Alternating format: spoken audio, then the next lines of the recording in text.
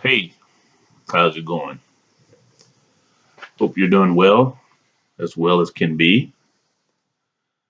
Uh, as of now, January 26, 2022, I am at home. Right now, I'm working from home. Um, the job saw fit to send us all home to work from home for a month, and uh, and it's all because of the COVID situation. So they figure better safe than sorry, and so here I am at home, uh, working from home. I'm not working now. I work from 8 in the morning to 5, and it's well after 5.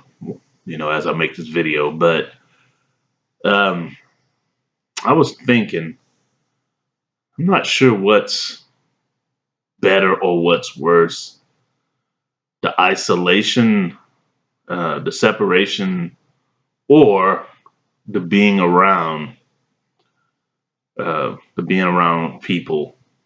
Um, I guess both have their pros and their cons.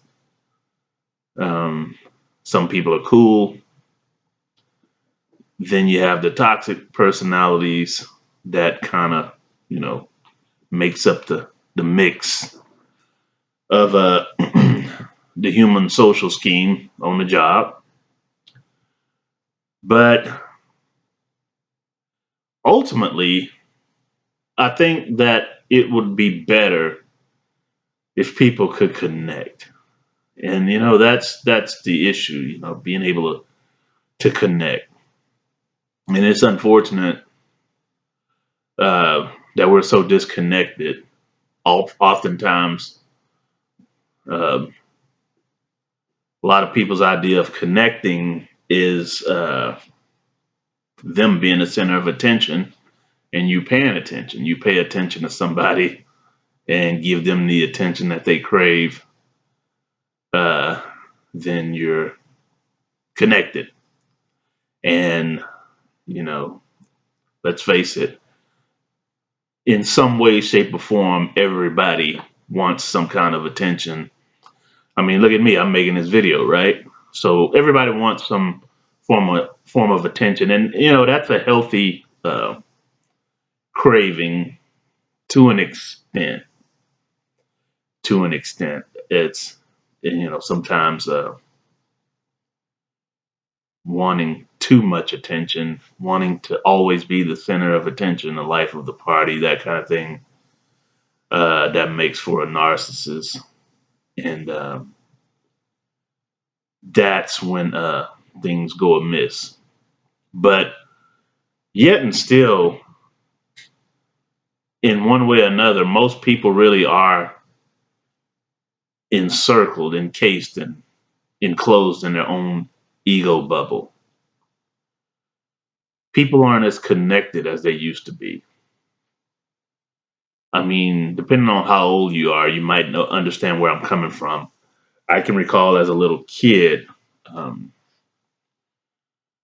connections were pretty strong, especially family. And then it branched out to the neighborhood. I can recall as a little kid, growing up, even in my teenage years, um, my mom, when she'd be off from work or would get off from work, when she worked a day shift and that kind of thing, would be out there chatting with the neighbors out sitting on a porch, just chatting it up across from each other over the fence, that kind of thing. I mean, the whole thing was a network of connection, the whole neighborhood. And it was nice.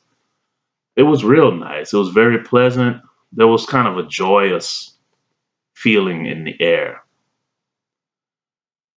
And then all of a sudden, well, not necessarily all of a sudden, but over time, things begin to change, things in the form of the whole process of becoming disconnected. And it's not so easy to put your finger on. Well, at least for me, it isn't. Um, hmm. I can recall when the internet came into play, America Online, and a lot of people got involved in that. A lot of people people that I know got involved in video games. Uh, the whole thing about technology, people's attention got absorbed in technology. And, whether it be the internet, video game, or what have you, in one way or another, people became absorbed in technology. And that absorption in technology took away attention from reality. And at a certain point of time, people got more and more absorbed in technology, and things became lopsided. People were more attentive to technology than reality, and it's still going in the direction of technology, the whole attention thing. And a lot of people out there are pretty close to 100% absorbed in technology. And then all of a sudden, somebody got the bright idea to create the social networks and, became billionaires and that kind of thing. Hey, more power to them. Uh, but they saw an opportunity and they jumped on it. And now you got all these different technologies in the form of the social medias where people can really, really get the attention that they really crave. They can be the center of attention. They can doctor up their lives.